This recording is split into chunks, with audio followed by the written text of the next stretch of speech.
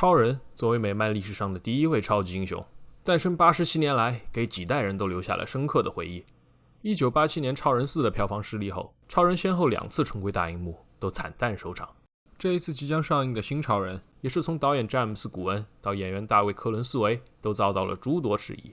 超人是我最喜欢的角色之一，我也希望这次重启能够开创一个成功的 DC 电影宇宙，为一线颓势的超英漫改电影重新注入鲜活的血液。超人的最终预告给我的感觉十分复杂，这是一个新时代的开始，也承载了80多年来超人的传承。所以即使有很多人在唱衰新超人，我依然对这部电影充满了期待。作为一名复活 UP 主，在断更了3年之后，这期视频我将带你回到最初的开始，那部让观众相信人可以飞翔的电影《超人》，那位最伟大的超人演员克里斯托弗·里夫。欢迎来到我的频道，我是上世纪70年代中期，超人电影正在筹拍。这部电影预算高，野心大，华纳兄弟想要拍出一部真正的大片，所以在最初的选角名单上都是些当时炙手可热的一线演员，比如拥有漫画身材的施瓦辛格、大荧幕硬汉史泰龙、西部片英雄罗伯特·雷德福。但这些明星都因为气质不符、过于知名等种种原因未被选中。于是导演理查德·唐纳决定启用一个不知名的新人，让观众能够相信他就是超人，而不是某位明星在扮演超人。作为一位出道不久的话剧演员，本是无名小卒的克里斯托弗·里夫在试镜中脱颖而出。他193的身高，蓝色的眼睛，完美的脸庞，除了太瘦，几乎就是超人的化身。他不仅形象契合，更对这个角色有着深入理解。一个拥有神一般力量的外星人，却一直努力过着普通人的生活。于是里夫拿下了超人的角色，并且在达斯维达皮套演员、健美冠军大卫·劳伦斯的指导下，里夫花了6个月时间，从77公斤增至96公斤，获得了接近超人的身材。在电影拍摄过程中，他要与之搭戏的是《教父》的马龙·白兰度和吉恩·哈克曼2位奥斯卡影帝，压力巨大。但里夫完成的出色，他不仅演出了超人的形，更演出了超人的神。他将超人的强大与人性完美融合，把超人的自信与克拉克·肯特的憨厚区分开来。戴上眼镜的克拉克·肯特和摘下眼镜的卡尔·艾尔就如同2个人。尤其在这一幕中，克拉克摘下了眼镜，试图用超人的语气向路易斯表明身份，却又在最后一刻后悔，重新变回了那个内向羞涩的记者。这短短几秒，你便可以窥探超人内心中的矛盾。1978年，美国刚刚走出越南战争和水门事件的阴影，民权运动兴起，社会撕裂严重，群众对政府、媒体乃至自己的邻居都充满了不信任。好莱坞电影正趋向犬儒主义和写实风格，出租车司机、教父这种反英雄主义、揭露社会黑暗面的电影正成为主流。就在这样的背景下，超人横空出世。这个身着鲜艳紧身衣，代表着真理和正义的老掉牙的漫画角色，在当时几乎是时代弃儿。但里夫的演出让人们相信了克拉克·肯特这个小镇青年的真诚，更让人们相信了卡尔·艾尔，一个披风飞扬的外星人，会翱翔在大都会的上空，保护着与他无关的路人。他就像一个热心的邻居，总会在你最需要帮助的时候伸出援手。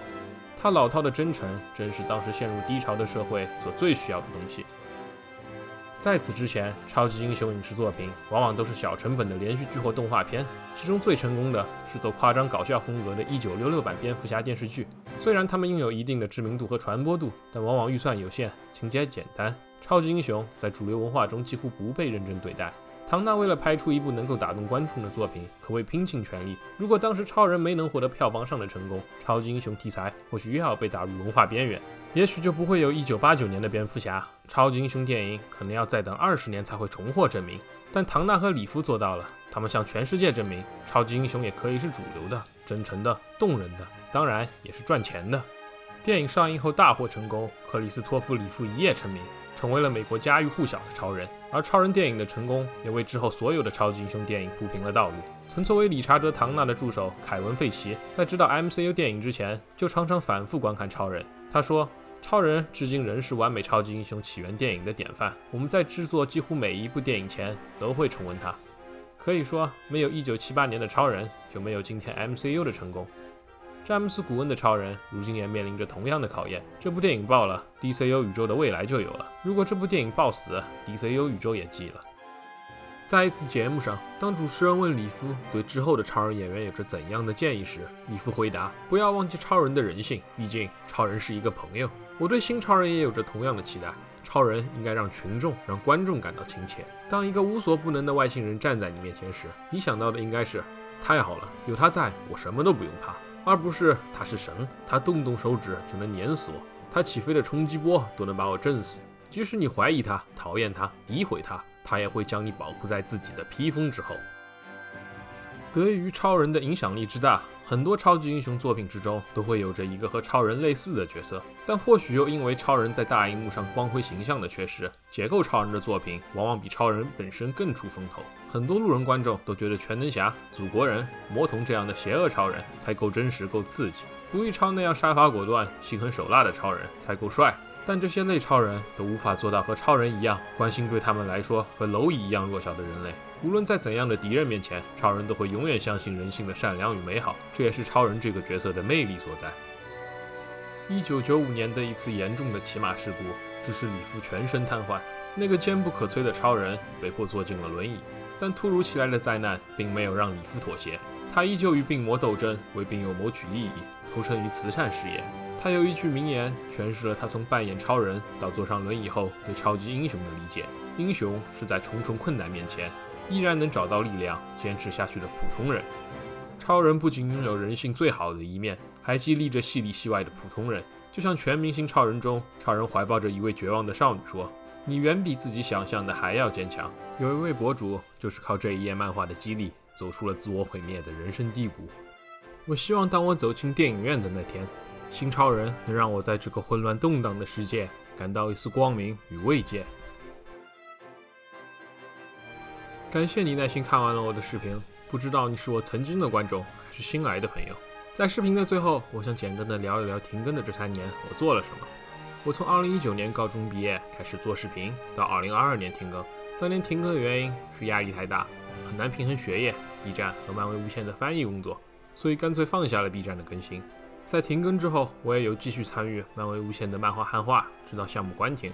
在果壳网发表过几篇报道。去年暑假在 DC 中国的编辑部实习了3个月，和同事一起写了很多推文，也参与组织了上一届蝙蝠侠85周年的观影活动。前不久还参与了某漫威游戏的台词翻译。现在我研究生在读，暑假比较空闲，加上对新超人实在期望太大，就制作了这一期视频。7月8号我会去观看新超人的提前场，到时候争取第一时间直播分享我的观影体验。未来我会争取恢复以前1-2周一期视频的更新频率。另外再说一件让我感到很奇妙的经历。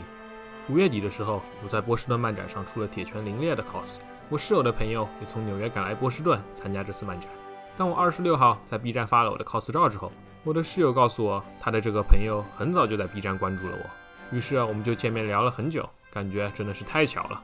这更让我觉得应该继续制作视频，和大家聊聊我热爱的漫画和电影。最后谢谢你们的陪伴，我是莎士比利，我们下期再见。